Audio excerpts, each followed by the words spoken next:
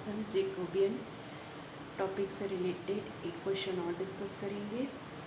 Last previous classes में हमने 2 question discuss कर चुका है। आप लोग और क्वेश्चन बुक से सॉल्व करिए। कुछ कहीं पे कोई भी क्वेश्चंस में डाउट होगा तो आप कमेंट में मुझसे पूछ सकते हैं। मैं ये सारी क्वेश्चंस HK पाठक की बुक से आप लोगों को सॉल्व करा रही हूँ। आप लोग भी और मोर क्वेश्चंस उससे सॉल्व करिए फॉर एग्ज़ाम्स के लिए।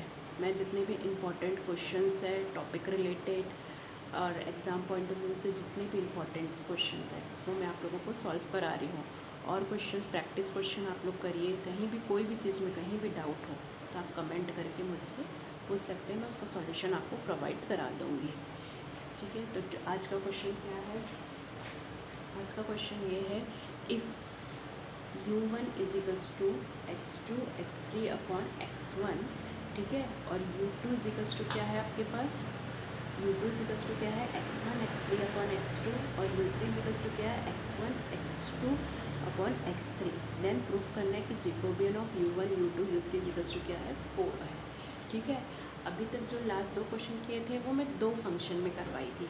ये कितना फंक्शन है आपके पास? 3 फंक्शन है, u1 u2 u3। ठीक है, आपके पास कितने फंक्शंस हैं? आपके पास 3 फंक्शन है। 3 फंक्शन है तो कितने इंडिपेंडेंट वेरिएबल होंगे? 3 इंडिपेंडेंट वेरिएबल। तो Jacobian of u1 u2 u3 is equals to क्या हुआ आपके पास?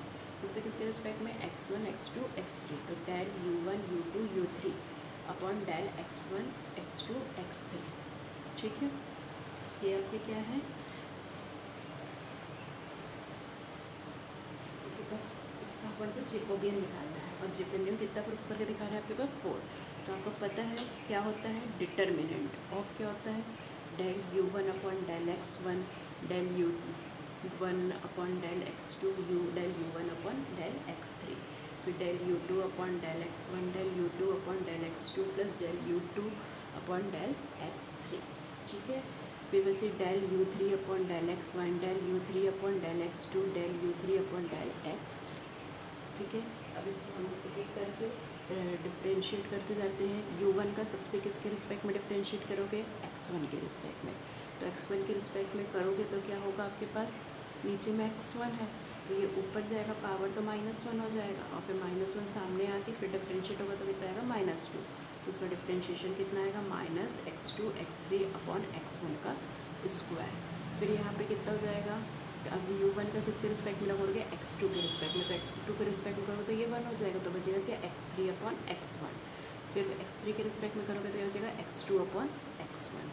ठीक है, फिर सिमिलरली u2 का x1 के रिस्पेक्ट में करोगे तो क्या होगा? x3 अपॉन कितना होगा? x2। यहाँ पे क्या होगा? -x1 x3 अपॉन x2 का स्क्वायर, फिर x1 x2। फिर ये u3 का करोगे तो क्या होगा? x2 upon x3। इसका करोगे तो क्या होगा? x1 upon x3। फिर सिमिलरली u3 का करोगे तो क्या आएगा? -x1 x2 अपॉन x3 का स्क्वायर। यहाँ तक क्लियर है स्टेप पूरा? फिर उसके बाद देखिए क्या किया गया है। मेन इसमें यहीं पर है, इम्पॉर्टेंट है। क्या किया गया है इसमें? क्या किया इसमें? x इस वाले रो में क्या कॉमन निकलेगा? x1 स्क्वायर, इस वाले रो में x2 स्क्वायर, और इस वाले रो में क्या है? x3 square. तीनों से क्या कॉमन निकाल लिया? x1 का स्क्वायर, x2 का स्क्वायर और x3 का स्क्वायर क्या कर लिया? कॉमन निकाल लिया। अभी ये तो एज इट, इसके पास तो x1 स्क्वायर कॉमन था तो कोई प्रॉब्लम नहीं है, x माइनस x2 x3। इसके पास एक x1 था और अपन क्या निकाले? x1 का स्क्वायर। तो एक x1 से आप क्या करोगे? मल्टीप्लाई करोगे। सिमिलरली यहाँ पे भी x1 से मल्टीप्लाई किए। ठीक है, फिर उसके बाद यहाँ पे x2 निकला है तो यहाँ पे एक x2 की कमी है तो यहाँ पे x2 से मल्टीप्लाई किए। यहाँ तो है पूरा तो ये z से हुआ। फिर यहाँ पे x2 की कमी है, यहाँ पे x2 आ गया। ये वाले रो में x3 का स्क्वायर निकला है तो यहाँ पे x3 का एक कमी है, यहाँ पे भी एक x3 की कमी है, और यहाँ पे एज इट इज हो तो -x1 x2। ठीक है, सॉरी। ठीक है, फिर उसके बाद हमने इसमें, आप लोगों ने डिटर्मिनेंट पढ़ा है तो हमने इसमें क्या लगाया? Row operation. तो रो ऑपरेशंस लगाया है तो यहाँ देखिए ये नेगेटिव में है, ये नेगेटिव में, ये नेगेटिव में। तो हम क्या कर रहे हैं? इन दोनों को देखो, ये दोनों को प्लस करोगे R1 और R2 को तो ये 0 हो जाएगा, ये 0 हो जाएगा, और ये क्या हो जाएगा? 2 टाइम्स x1 x2 हो जाएगा। सिमिलरली यहाँ पे करोगे इन दोनों को करोगे R1 और R3 को, तो ये दोनों ज़ीरो हो जाएंगे, ये दोनों क्या हो जाएंगे 2 टाइम्स x1 x3 हो जाएंगे, और ये क्या हो जाएंगे आपके पास ज़ीरो हो जाएंगे।